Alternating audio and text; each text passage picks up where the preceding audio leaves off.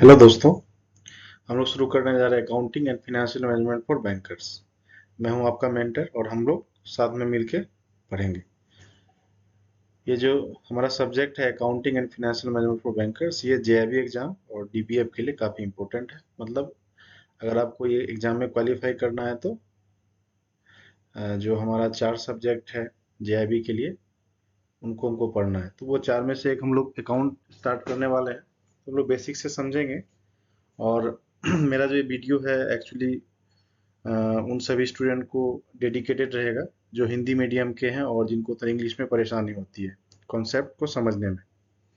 अ, तो आइए हम लोग चैप्टर शुरू करते हैं। नेक्स्ट,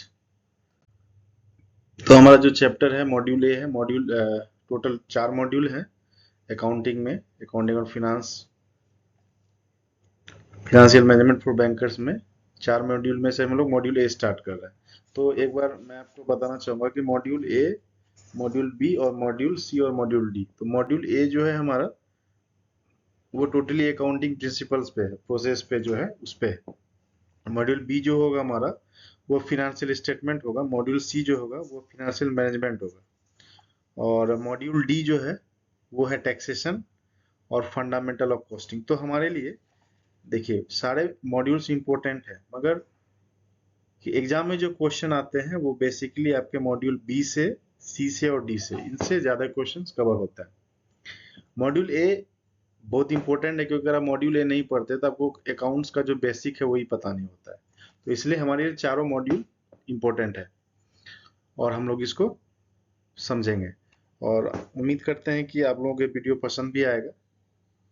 अगर पसंद आए और लगे कि यह किसी को हेल्प कर सकता है तो आप काइंडली इसको शेयर भी करेंगे। और हमारा जो ये चैनल है ये फ्री ऑफ कॉस्ट होगा। इस वीडियो में जो भी हमारा सिलेबस है, फिलहाल तो हम लोग अभी जेआईबी के लिए कोर्स लॉन्च कर रहे हैं और कंप्यूटर के बेसिक्स पे भी हम लोग कोर्स को लॉन्च करेंगे। तो चलिए हम लोग स्टार्ट करते हैं मॉड्यूल ए। मॉड्यूल ए है हमारा अकाउंटिंग प्रिंसिपल एंड प्रोसेस। तो सबसे पहले हम लोग, ये क्वेश्चन आता है कि बैंकर हैं तो इतना तो पता है कि अकाउंटिंग क्या होता है, मगर फिर भी हम लोग एक बार अगर इसको अच्छे ढंग से समझ लें तो ज़्यादा अच्छा रहेगा। तो व्हाट इज अकाउंटिंग? अकाउंटिंग क्या है? अगर आप इसको सरल भाषा में बोलिए तो ये लैंग्वेज ऑफ बिजनेस है। मतलब अगर कोई भी भाषा हमको बोलना है तो उसके लिए हमको क्या चाहिए? किसी से कम्युनिकेट करना है, हमको एक मीडियम चाहिए। तो लैंग्वेज क्या होता है? एक मीडियम होता है, मीडियम होता है। तो उसी तरह जो अकाउंटिंग है वो क्या है? Language of business. मतलब व्यवसाय जो है, बिजनेस, उसका जो है ये भाषा है। मतलब अगर आपको लैंग्वेज आ गया तो मतलब आप भाषा जान गए, आप कम्युनिकेट कर सकते हैं। तो किससे कम्युनिकेट कर सकते हैं? अगर आपको अकाउंटिंग आ जाए तो आप बिजनेस के साथ कम्युनिकेट कर सकते हैं और बिजनेस को अच्छी तरह से समझ सकते हैं। तो इसलिए हम लोग बोलेंगे कि अकाउंटिंग क्या है? लैंग्वेज ऑफ बिजनेस है। अकाउंटिंग के बारे में बहुत सारे डेफिनेशन हैं और बड़े बड़े ऑर्गेनाइजेशन के द्वारा डेफिनेशन दिए भी गए हैं। तो हम लोग चूंकि एग्जाम और पर्पस, एग्जाम के पर्पस या एग्जाम के पॉइंट ऑफ व्यू से हम लोग पढ़ रहे हैं, तो हम लोग जो इम्पोर्टेंट इम्पोर्टेंट जो हमारा टॉपिक होगा, जैसे डेफिनेशन ही जो इम्पोर्टेंट है, तो बहुत सारे डेफिनेशन, 2 3 4 डेफिनेशन है मेन में, लेकिन जो जिससे हमारा कंसेप्ट क्लियर हो जाए वो हम लोग देखेंगे। तो अकाउंटिंग तो आप लोग समझ गए, हम लोग आगे इसके बारे में और डिटेल से भी बात करेंगे। चलिए हम लोग आगे बढ़ते हैं कि लैंग्वेज ऑफ बिजनेस, तो हमने कहा आपको कि वो अकाउंटिंग क्या है? लैंग्वेज ऑफ बिजनेस है। But what is business? अगर आपसे क्वेश्चन पूछा जाए कि बिजनेस क्या होता है, तो नॉर्मली बिजनेस हम लोग जानते हैं कि जहाँ पे ट्रेड होता है ना, जहाँ पे कोई भी चीज ट्रेड होता है वो एक बिजनेस कहते हैं हम लोग। मीन्स क्या, एक कोई भी ऑर्गेनाइजेशन, कोई भी कंपनी हो, ठीक है, वो क्या कर रही है? इंगेज है ट्रेड में। ट्रेड मीन्स सपोज करिए वो कोई गुड्स बना रही है, कोई सामान बना रही है, या वो कोई सर्विस डिलीवर कर रही है। तो बिजनेस में हमारा जो दो चीजें इंपॉर्टेंट होता है, गुड्स एंड सर्विस। या तो आप गुड्स प्रोड्यूस करते हैं या तो सर्विस डिलीवर करते हैं, ठीक है। और बिजनेस जो होता है वो हमेशा एक प्रॉफिटेबल ऑर्गेनाइजेशन होता है। इसका मेन मोटो क्या होता है? प्रॉफिट कमाना होता है। ये इसका प्राइमरी गोल है। और ये जो बिजनेस है, ऐसा नहीं है कि इनका मेन मोटो प्रॉफिट ही कमाना होता है। तो प्रॉफिट के अलावा भी इनको और भी बहुत सारे गोल्स होते हैं इनके। हमारे सोसाइटी के लिए। जैसे सोसाइटी में भी इनका बहुत सारा गोल होता है, जैसे चैरिटी करना या किसी एनजीओ के थ्रू से फंड देना, ये भी इनका एक गोल होता है। तो बहुत सारी ऑर्गेनाइजेशन ऐसी हैं जो कि ट्रेड नहीं करती है। जैसे कि आप सपोज करिए फेसबुक, ये क्या एक सोशल मीडिया प्लेटफॉर्म है, ये तो कोई ट्रेड नहीं कर रहा है, ठीक है। नॉर्मली ये फर्स्ट ऑफ व्यू से ट्रेड नहीं करता, मगर उसमें हम लोग जान रहे हैं कि एड वगैरह से इनकम होता है, मगर फिर भी वहां पे इनकम होता है, ठीक है। जैसे गूगल, गूगल सोशल मीडिया भी है और cloud based internet based company है। इसके अलावा गूगल का क्या है, एक सॉफ्टवेयर क्या बोल सकते हैं हम लोग, ब्राउजर है, गूगल क्रोम है, या इंटरनेट के दुनिया में बोल सकते हैं कि गूगल नंबर वन पे इंटरनेट की दुनिया पे। और अगर हम लोग सॉफ्टवेयर के इंडस्ट्री में बोले तो माइक्रोसॉफ्ट है, जो कि ऑपरेटिंग सिस्टम बनाती है। तो उसी तरह से, तो ओवरऑल कहने का मतलब ये है कि कोई भी ऑर्गेनाइजेशन जो कि इंगेज है कॉमर्शियल और इंडस्ट्रियल या प्रोफेशनल एक्टिविटी में, और वो जो एक्टिविटी है वो क्यों कर रहा है, क्योंकि उनको या तो सर्विस डिलीवर करनी है या उनको गुड्स प्रोड्यूस करना है, ये उनका प्राइमरी गोल है। और ये हमेशा याद रखिएगा, ये प्रॉफिटेबल ऑर्गेनाइजेशन होती है, इनको इनका मेन मोटो प्रॉफिट होता है। चलिए, अब बिजनेस का जो साइज होता है वो कई तरह का होता है। नॉर्मली हम लोग तो बैंक में जानते हैं कि माइक्रो, स्मॉल, मीडियम इंटरप्राइजेस। सरल भाषा में बोले तो सड़क के किनारे बैठ के भी बेचने वाला एक दुकानदार होता है, जो सब्जी बेच रहा होता है। एक दुकानदार होता है जिनका बिल्डिंग होता है, अपना शॉप होता है। फिर हम उससे थोड़ा सा अगर ऊपर आते हैं तो देखते हैं कि एक क्या हो सकता है, एक मॉल होता है ना, बड़ा मॉल होता है। तो इस तरह से उनका जो साइज है वो अलग अलग होता है। इसमें आगे हम लोग और भी डिस्कस करेंगे इसके बारे में। चलिए आगे बढ़ते हैं। अकाउंटिंग का जो मोस्ट जो कह सकते हैं इम्पोर्टेंट डेफिनेशन है, जिसको काफी इम्पोर्टेंस दिया जाता है, वो है, जिसको दिया है AICPA, American institute of certified public accountants. क्या है डेफिनेशन? तो इसने कहा है कि accounting is an art of recording, classifying and summarizing in a significant manner and in terms of money, transaction and events which are in part at least of financial character and interpreting the result thereof। मतलब accounting क्या है, एक art है। क्या art है? तो ये record करता है किसको, एक बिजनेस ट्रांजेक्शन को, ठीक है। मतलब एक बिजनेस क्या होना चाहिए, फिनेंशियल कैरेक्टर होना चाहिए। अगर फिनेंशियल कैरेक्टर नहीं है तो वह, दैट मीन्स वह रिकॉर्ड नहीं करेगा। और जब वो रिकॉर्ड कर लेगा फिर उसको क्या करेगा, क्लासिफाई करेगा कि ये किस तरह का ट्रांजेक्शन है। फिर ओवरऑल उसको समराइज करेगा और फिर उससे जो सिग्निफिकेंट इंफॉर्मेशन निकल के आता है, जिसको वो इंटरप्रीट करता है, ठीक है।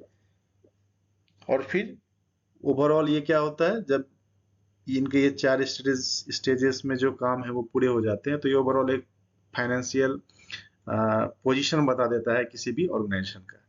तो AICP के बारे में हम लोग जानेंगे क्या, कि ये जो है यूएस बेस्ड है, यूएस बेस्ड संस्था है, ऑर्गेनाइजेशन है, जो कि क्या करती है, जो कि हमारा जो अकाउंटिंग स्टैंडर्ड है, जो उसका एथिक्स है, उसको इन्होंने बनाया है। और ये ऑडिटिंग के लिए फॉलो होता है यूएस में, और हम लोग भी इसको फॉलो करते हैं। हालांकि हमारे यहाँ इंडियन AS होता है, तो जिसको हम लोग फॉलो करते हैं, लेकिन वहाँ पे यूएस में जो है AICP जो है, उनके जो एथिक्स रूल हैं, स्टैंडर्ड हैं ऑडिट के, उनको फॉलो किया जाता है। और इनका जो हेडक्वार्टर है वो दुरहम में है, नॉर्थ कैरोलिना में।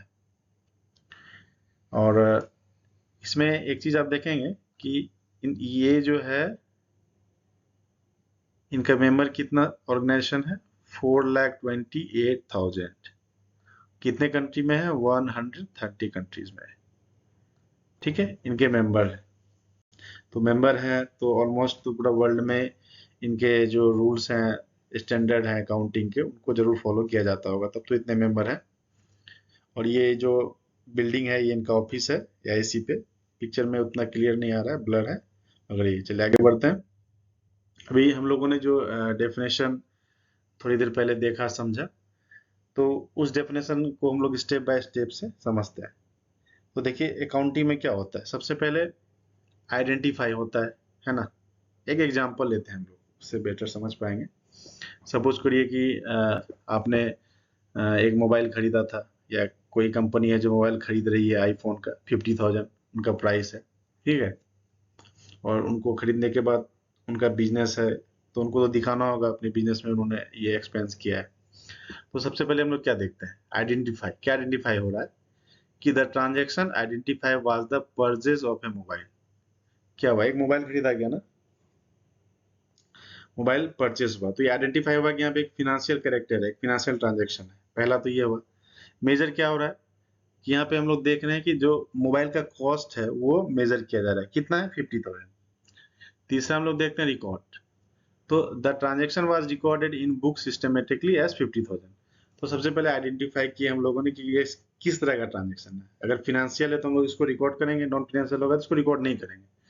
और ये तो पता चल गया फिनेंशियल है। अब फिनेंशियल है तो क्या इसका वैल्यू है, क्या मेजर है इसका, हम लोग वो देखते हैं, इसको मेजर करते हैं, तो 50,000 है। फिर जब हम लोग देख लेते हैं इसका, हम लोग को कॉस्ट भी पता चल गया है और पता है कि ये फिनेंशियल ट्रांजेक्शन है, फिनेंशियल कैरेक्टर है, तो फिर हम उसको रिकॉर्ड करते हैं अपने बुक्स में, अकाउंटिंग का जो बुक्स है उसमें रिकॉर्ड करते हैं। और रिकॉर्ड करने के बाद फिर क्या होता है, वो क्लासीफाई हो जाता है। क्लासीफाई हो जाता है मीन्स वो जिस कैटेगरी का वो अकाउंट्स है, लेजर है, उसमें वो क्लासीफाई हो जाता है। सपोज करिए आपने मोबाइल खरीदा तो वो मोबाइल परचेज लेजर में चला गया। अब कंप्यूटर खरीदा, तो इस तरह के बहुत सारे लेजर होते हैं, मतलब ये मैं आपको आगे बताऊंगा क्लियरली, लेजर क्या होता है, जर्नल क्या होता है, इसके बारे में हम लोग बात करेंगे। फिर नेक्स्ट क्या है, summarise. Here the ledger balance was summarise and converted into trial balance and financial statement accordingly. Finally suppose करिए इस तरह का बहुत सारा ट्रांजैक्शन हुआ और वो ट्रांजैक्शन अलग अलग अकाउंट लेजर में रिकॉर्ड हुआ, फिर उसको समराइज, समरी हम उसका बनाते हैं कि कितना क्या परचेस हुआ, क्या कितना सेल हुआ, या जो भी है। फिर एनालाइज करते हैं, purchase manager analyse the financial statement at year and. Overall analyse किया जाता है कि आखिर परचेज ही हुआ तो कितना परचेज हुआ, कितना अमाउंट का परचेज हुआ। और इंटरप्रेट होता है, इंटरप्रेट सेकंड लास्ट है, the analysis leads to the interpretation that the mobile was costly and cheaper alternative were available. मतलब हम लोग वहाँ पे इंटरप्रेट करते हैं, एनालाइज करते हैं कि जो मोबाइल है ये 50,000 में खरीदा गया, क्या इस सारे फीचर्स में या इसके सिमिलर में इससे कम प्राइस में हमको कोई और भी मोबाइल मार्केट में अवेलेबल था क्या, वो खरीद सकते थे, उसका कॉस्ट को हम लोग कंपेयर करते हैं, इंटरप्रेट करते हैं। और फाइनली कम्युनिकेट करते हैं, this was communicated to the owners as a recommendation for future purchase of this kind. मतलब अगर सेम चीजें अगर इससे कम दाम में हमको मिल रही तो वो खरीदना था ना, तो ये कब हमको पता चलेगा, ये हम लोग जब एनालाइज करेंगे तब। ठीक है, चलिए आगे बढ़ते हैं। अब इम्पोर्टेंट चीज है कि अकाउंटिंग हम लोग समझ चुके हैं। अब एक कॉन्सेप्ट है बुक कीपिंग, क्या होता है।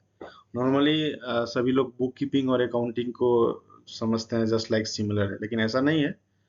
अब बुक कीपिंग क्या होता है, सपोज करिए गांव में, छोटे से गांव में या छोटा सा कोई दुकानदार है, उनको क्या पता भाई अकाउंटिंग क्या होता है। ठीक है, चाय की ही दुकान है, तो भाई उनका एक छोटा सा कॉपी होता है, कोई अगर उनके दुकान में उधार का चाय पीता है तो वो क्या उनके नाम, उनका नाम लिखते हैं, सामने में कितना कप है वो लिख देते हैं या कुछ भी है।